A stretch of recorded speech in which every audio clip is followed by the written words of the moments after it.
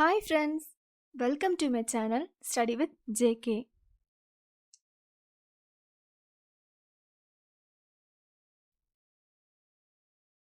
This poor man cried out, and the Lord heard his and delivered him out of all his trouble. நம்ம இன்னைக்கு ஹீட்டோட continuation தான் பார்க்க போகிறோம். Next என்ன பார்க்க போகிறோம் அப்படின்னா ட்ரான்ஸ்ஃபர் ஆஃப் ஹீட். அதில் ஹீட்டு வந்து 3 விதமாக ட்ரான்ஸ்ஃபர் ஆகும் அப்படின்னு பார்க்க போகிறோம். என்னெல்லாம்னா conduction, convection as well as radiation. What is the meaning of conduction? Conduction அப்படின்னு சொன்னால் இப்போ எக்ஸாம்பிள் ஒரு ராட் எடுத்துப்போம். ஒரு ராட் எடுத்துப்போம், சரியா? ஒரு ராட் இல்லைன்னா ஒரு மெட்டல் எடுத்துப்போம். நான் இதில் ஒரு எண்ட் ஆஃப் த இதில் வந்து என்ன கொடுக்குறேன்னா ஹீட் கொடுக்குறேன். இதுதான் ஹீட், சரியா? இந்த மாதிரி தான் ஹீட்டாக இருக்குது. இதில் ஹீட் கொடுத்தது என்ன செய்யும்னா இதில் நிறைய ஆட்டம்ஸ் இருக்கும். இதில் நிறைய என்ன இருக்கும்? ஆட்டம்ஸ் இருக்கும். What's the difference between atom and molecule? இப்போது ஆட்டம் அப்படின்னா என்னென்னா atom consist of proton, neutron and electron. Molecules is nothing but number of atoms. நம்ம கூட்டமான ஆட்டம்ஸ், குரூப் ஆஃப் ஆட்டம் தான் என்ன சொல்லுவோம்னா மாலிகுல்ஸ் அப்படின்னு சொல்லுவோம். இது ஆட்டம் அப்படின்னா அதில் வெறும் புரோட்டான், நியூட்ரான் அண்ட் எலக்ட்ரான் அது மட்டும்தான் இருக்கும். ஓகேயா? நான் இப்போ ஹீட் கொடுக்குறேன். ஹீட் கொடுத்ததும் இதில் இருக்க ஒவ்வொரு ஆட்டமும் என்ன செய்ய ஆரம்பிக்கும்னா வைப்ரேட் ஆக ஆரம்பிக்கும். இதில் இருக்க ஒவ்வொரு ஆட்டமும் என்ன செய்ய ஆரம்பிக்கும்? வைப்ரேட் ஆக ஆரம்பிக்கும். வைப்ரேட் ஆகிறனால இப்போ இந்த ஆட்டம் வைப்ரேட் ஆனால் பக்கத்தில் இருக்க ஆட்டத்தை என்ன செய்யும்? வைப்ரேட் பண்ணும். ஸோ லைக்வைஸ் இது வந்து இதில் இருக்க பக்கத்தில் இருக்க ஒவ்வொரு ஆட்டத்தையும் வைப்ரேட் பண்ணி கடைசி இங்கே வர இருக்க ஆட்டமை வைப்ரேட் பண்ணும். வைப்ரேட் பண்ணும்போது இதில் இருக்க ஹீட், இங்கே நான் கொடுக்குற ஹீட் வந்து இந்த இடத்துல இருந்து இந்த எண்டு வர ட்ரான்ஸ்ஃபர் ஆகும். இதுதான் என்ன சொல்லுவோம்? கண்டக்ஷன் அப்படின்னு சொல்லுவோம். அதாவது process of transfer of heat in solid from a region of higher temperature to the region of lower temperature without the actual movement of molecule. என்ன ஹீட்டு தான் மூவ் ஆகுமே தவிர அந்த மாலிகுல் தன்னுடைய இடத்தை வந்து மாற்றாது.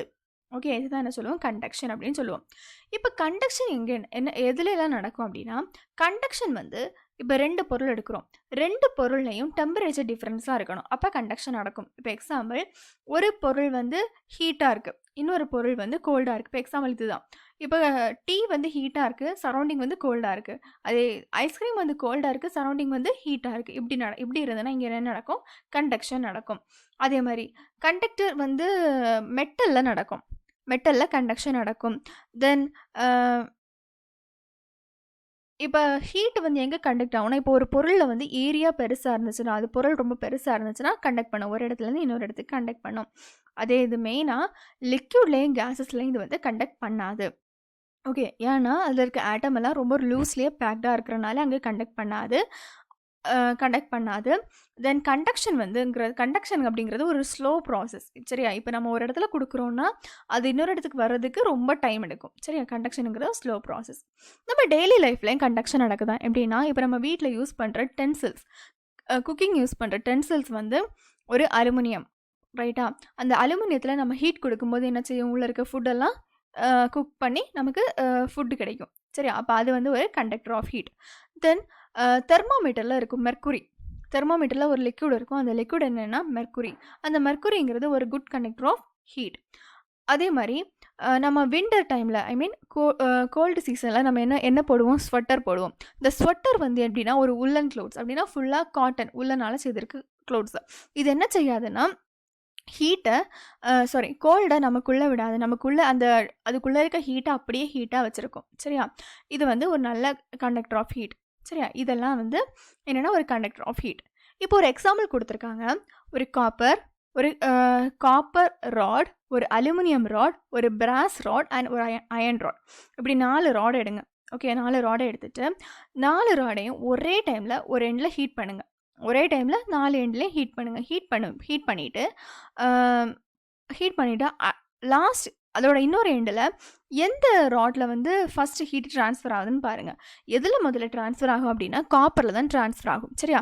அதுக்கப்புறம் அலுமினியம், அதுக்கப்புறம் பிராஸ், அதுக்கப்புறம் தான் அயன். இதுலேருந்து நமக்கு என்ன தெரியுதுன்னா காப்பருங்கிறது ஒரு good conductor of heat and electricity. Okay, அதுதான் நம்ம வீட்டில் வந்து ஹோம் அப்ளையன்சஸில் நம்ம யூஸ் பண்ணுறோம்ல, நம்ம வீட்டில் வயர்லலாம் இந்த காப்பர் தான் நம்ம யூஸ் பண்ணுறோம். ஓகேயா? தென் கன்வெக்ஷன். இப்போ example potassium permanganate. Potassium permanganate இப்படிங்கிற வார்த்தையை நீங்கள் எங்கேயாவது கேட்டோடனே உங்களுக்கு என்ன ஞாபகம் வரணும்னா பர்பிள் கலர் ஞாபகம் வரணும், வயலட் கலர். ஓகேயா? இந்த பொட்டாசியம் பர்மாங்கனேட்டை ஒரு வெசலில் வாட்டர் வச்சுருக்கோம். அந்த வாட்டரில் நம்ம பொட்டாசியம் பர்மாங்கனேட்டை போடுறோம். பொட்டாசியம் பர்மாங்கனேட் கிறிஸ்டல் நம்ம போடுறோம். போட்டுட்டு நம்ம அதை ஹீட் பண்ணுறோம். ஹீட் பண்ணாமல் என்ன செய்யணும்னா அந்த பொட்டாசியம் பர்மாங்கனேட் கிறிஸ்டலாக இருக்கும்போது ஒயிட்டாக தான் இருக்கும். அது ஹீட் பண்ணும்போது அது வந்து உருகி என்ன மாறும், அது தன்னோட உண்மையான கலர் அப்படின்னா பர்பிள் கலராக மாறும். அந்த பர்பிள் கலர் என்ன செய்யும்னா கீழே இருந்து அப்படியே மேலே வர ஆரம்பிக்கும். சரியா? இது வந்து ஒரு ஆக்டிவிட்டியாக நடக்கும். இதே மாதிரி தான் நம்மளை சுற்றி இருக்க ஏர் இது எல்லாமே நடக்குமா எப்படின்னா, இப்போது நம்ம சம்மர் சீசன் நினச்சிக்கோங்க. சம்மர் சீசன் அதெல்லாம் நார்மல் சீசனில் அப்படி தான் நடக்குமா. இப்போ நம்மளை சுற்றி இருக்க ஏர் எல்லாம் கொஞ்சம் சன்லைட் பட்டு ஹீட் ஆச்சுன்னு வச்சுக்கோங்க. நம்மளேருந்து கொஞ்சம் மேலே இருக்கிற இப்போ ஸ்பேஸ் பக்கத்தில் இருக்க ஸ்பேஸ் போண்டால் அதுக்கு முன்னாடி அட்மாஸ்ஃபியர் பக்கத்தில் இருக்க ஏரெல்லாம் எப்படி இருக்கும், கோல்டாக இருக்கும். எப்போவுமே ஹாட்டான ஏரோட வெயிட் வந்து எப்படி இருக்குமா, கம்மியாக இருக்கும். ஓகே, ஹாட்டான ஏரோட வெயிட் வந்து கம்மியாக இருக்கும் கம்பேர்ட் டு கோல்டு ஏர். அப்போ என்ன செய்யும், கீழே இருக்க வெயிட்லெஸ் ஹாட் ஏரெல்லாம் என்ன செய்யும், மேலே போக ஆரம்பிக்கும். சரியா? எங்கே கோல்டு ஏர் இருக்கோ அங்கே போக ஆரம்பிக்கும். அதே இது மேலே இருக்க கோல்டு ஏர் என்ன செய்யும், இப்போ இந்த ஹாட் ஏர் வந்து அங்கே ட்ரான்ஸ்ஃபர் ஆகிட்டுனா அங்கே வந்து அவங்களுக்கு ஸ்பேஸ் இருக்காதுல்ல, அப்போ கோல்டு ஏர் கீழே வரும். திரும்ப இந்த கோல்டு ஏர் என்ன செய்யும், ஹாட்டாக மாறும். திரும்ப அது மேலே போகும். மேலே இருக்க இந்த ஹாட் ஏர் வந்து கோல்டாக மாறும். அது அப்படியே கீழே வந்துடும். இப்படி நடந்துட்டு இப்படியே சைக்கிள் ரியாக்ஷனாக நடந்துகிட்டே இருக்கும். சரியா? இதுதான் என்னது இதுதான் என்னது கன்வெக்ஷன். சரியா? கன்வெக்ஷன் அப்படின்னா flow of heat through a fluid from places of higher temperature to the places of lower temperature by movement of fluid itself. அப்படின்னா இந்த கன்வெக்ஷன் அப்படிங்கிறது ஃப்ளூயிடில் மட்டும்தான் நடக்கும். இப்போ ஏர் மாலிகூல்ஸ்னாலே என்னது, மாய்ஸ்சர். சரியா? வாட்டர் ஃப்ளூயிட் மாதிரி தான் இருக்கும். சரி, இது வந்து ஹையர் டெம்பரேச்சர்லேருந்து லோவர் டெம்பரேச்சருக்கு மூவ் ஆகும். ஐ மீன் கீழே என்னது, ஹாட்டான டெம்பரேச்சர்,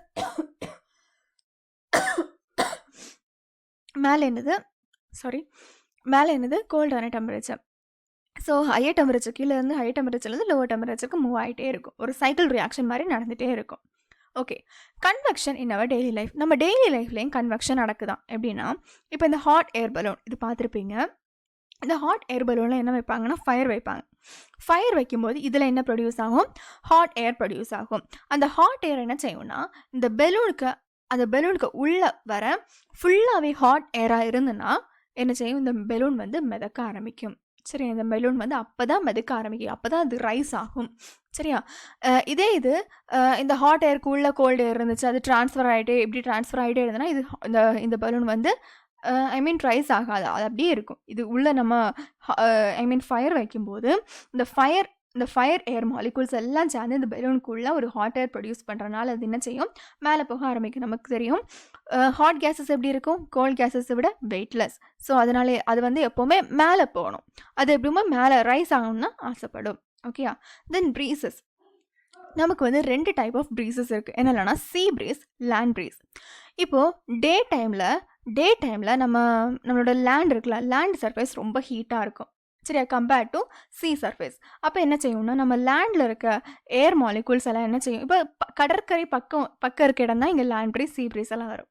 ஓகே, இந்த ஹாட் ஏர் என்ன செய்ய ஆரம்பிக்கும்னா சீக்கு போக ஆரம்பிக்கும். சீல இருக்க கோல்டு ஏர் நம்ம லேண்டுக்கு வரும். இப்படி வந்து இது நடந்துகிட்டே இருக்கும். இதை என்ன சொல்லுவோம்னா சீ ப்ரீஸ் அப்படின்னு சொல்லுவோம். அதே இது நைட் டைமில் நம்மளோட லேண்டு வந்து கோல்டாக இருக்கும், சீ வந்து ஹாட்டாக இருக்கும். சரியா? நைட் டைமில் சீ வந்து ஹாட்டாக இருக்கும். அப்போ இங்கே இருக்க ஹாட் ஏர் நமக்கு லேண்டுக்கு வரும், லேண்டில் இருக்க கோல்டு ஏர் அங்கே போகும். இதை வந்து என்ன சொல்லுவோம், லேண்ட் ப்ரீஸ். இது வந்து சைக்கிளாக நடந்துகிட்டே இருக்கும். சரியா? இது வந்து என்னது, land breeze as well as sea breeze. Next என்னென்னா விண்டும் சேம் தான். ஒரு இடத்துல ஹாட்டாக இருக்குன்னா இன்னொரு இடத்துல கோல்டாக மாறும். அப்போ அங்கே வந்து சைக்கிள் ரியாக்ஷன் நடந்துகிட்டே இருக்கும். இங்கே வந்து ஹை ப்ரெஷர் லோ ப்ரெஷர்னு கொடுத்துருக்கேன். அப்போ ஒரு இடத்துல ஹை ப்ரெஷரில் இருந்து இன்னொரு இடத்துல லோ ப்ரெஷரில் இருந்துன்னா ஹை ப்ரெஷர் ஏர் மாலிகூல்ஸ் வந்து லோ ப்ரெஷருக்கு போகும், லோ ப்ரெஷர் வந்து ஹை ப்ரெஷருக்கு வரும். சரியா? தென் சிம்னி.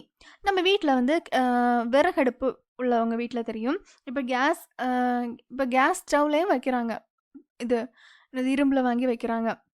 இந்த சிம்னி என்ன செய்யும்னா கிச்சனில் இருக்க அந்த ஹாட் கேஸஸ், ஸ்மோக் இப்படிப்பட்டது எல்லாத்தையும் என்ன செய்யும், அது அப்படியே உள்வாங்கி அதை வெளியே விட்டுரும். சரி, அதுதான் என்னது சிம்னி. சிம்னி வந்து நமக்கு தெரியும் ஹாட் கேஸஸ் எப்போவுமே கீழே இருக்காது, எப்போவுமே என்ன செய்யும், அது வந்து மேலே போக தான் ஆரம்பிக்கும், ஆசைப்படும். ஏன்னா அது வந்து weightless. Then the final one is radiation.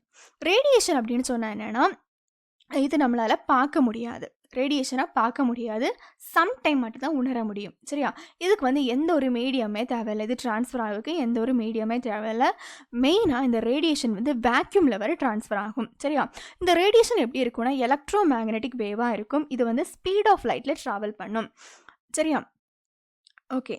இந்த இப்போ நம்ம எக்ஸாம்பிள் இப்போ நம்ம படித்தோம்லாம் கன்வெக்ஷன், கண்டக்ஷன், ரேடியேஷன்.